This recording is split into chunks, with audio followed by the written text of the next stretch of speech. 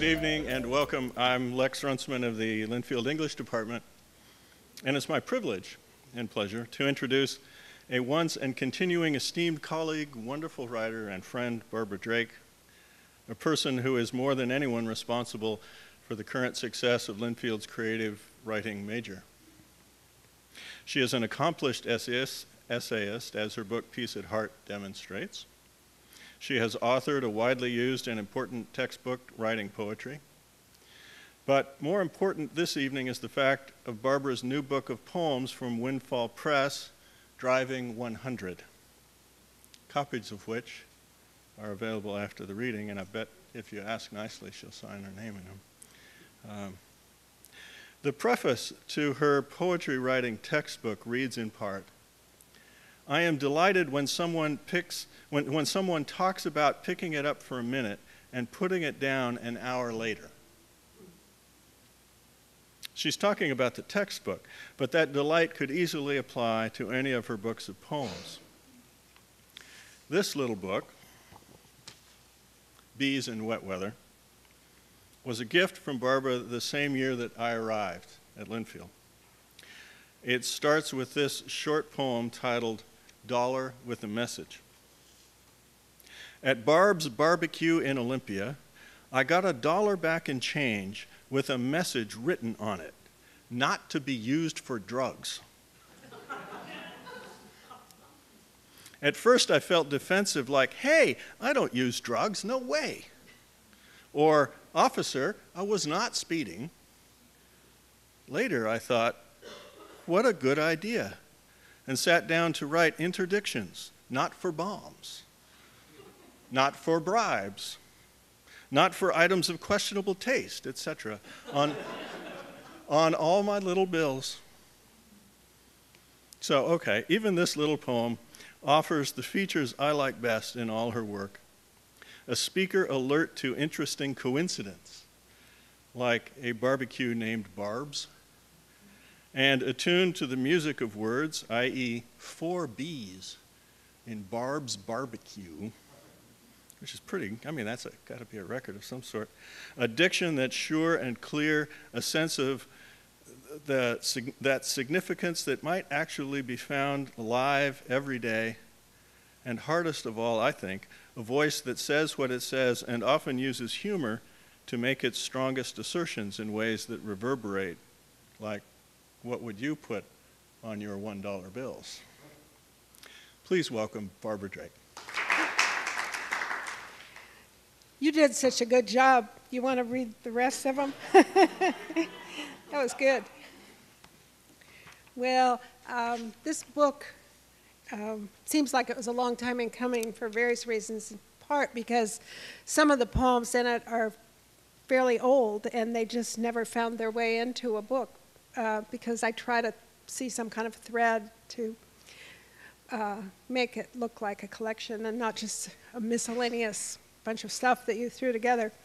And then others are very new, so it was written, the poems were written over quite a long time. And the first one, while it was not written as long ago as it's the subject, will help you see what the principle was in putting the book together, I hope. And it is Driving 100.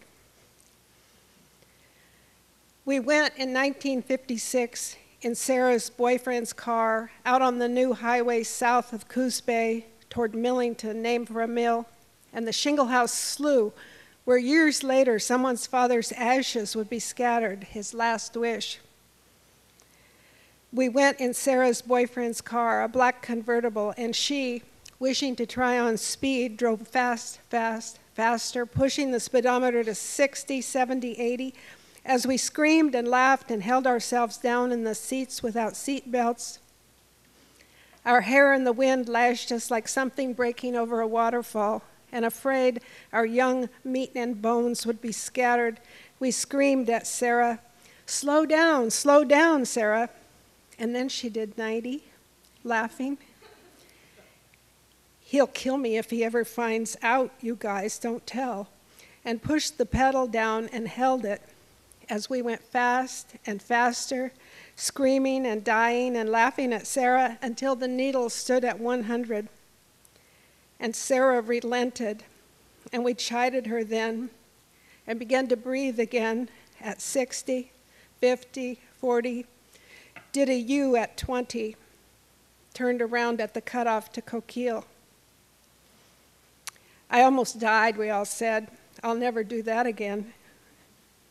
And our flesh settled down to go on living as we secretly thanked her like a goddess for the terrible experience. Now, I read that once with one of my grandchildren in the audience, and I looked at him, I said, and don't you ever do that. And then another time, my mother, who's 91, was in the audience, and I felt sort of guilty because she didn't know about it. You know, so we maintain our place in the hierarchy of the ages. And I even sent the poem to Sarah after many years, and I thought she would write back and say, I did never do that, but she didn't. She agreed, it was all true. Now, I would say, can I tell you what I think the theme of the book is? Is sort of pushing the limit in lots of ways. And that doesn't mean that it's a book about terribly wild experiences, but it's just, I always felt that they were all the books, the poems I put in here were sort of fell into that definition of pushing the limit a little.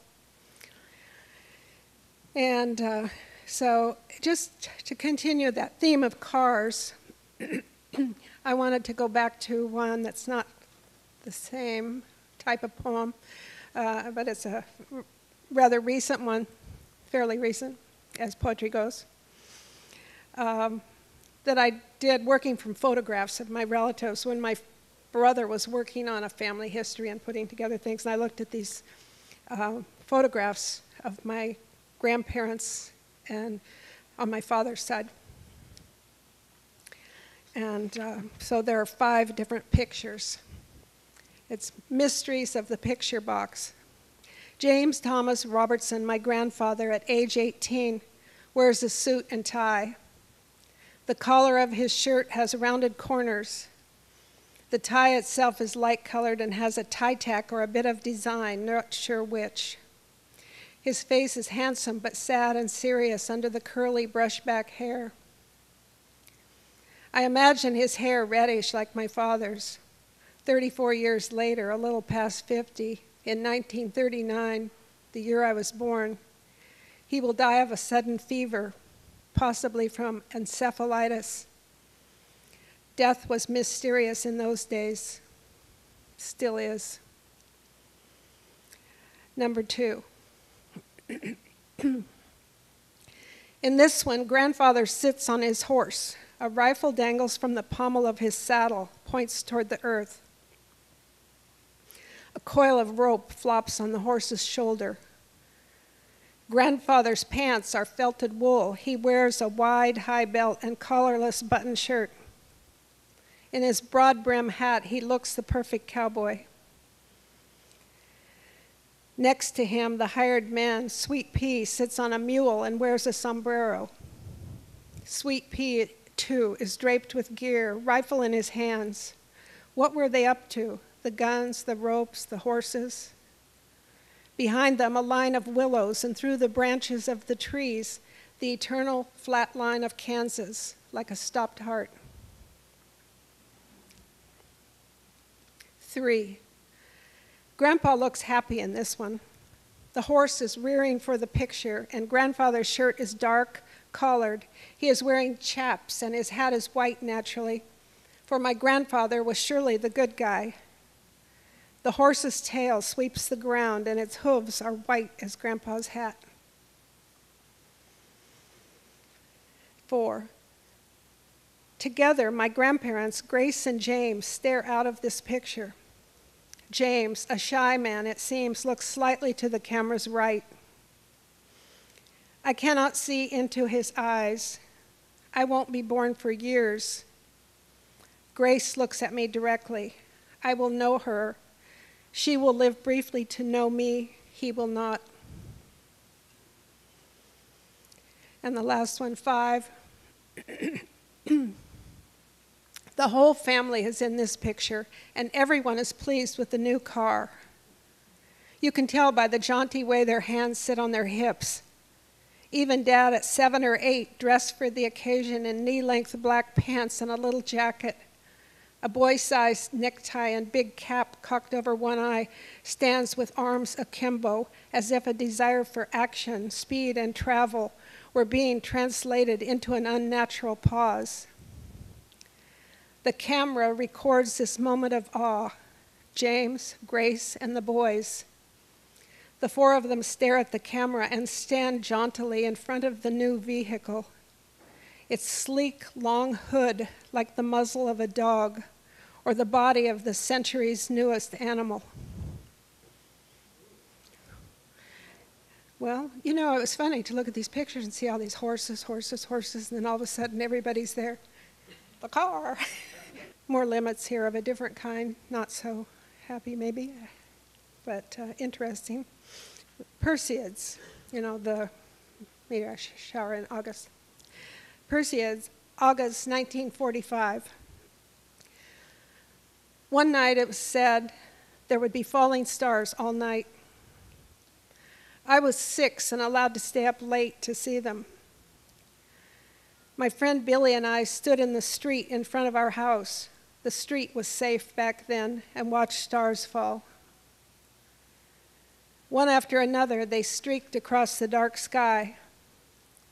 We counted them until it seemed there were few stars left. We wondered which would be next. We wondered where they fell.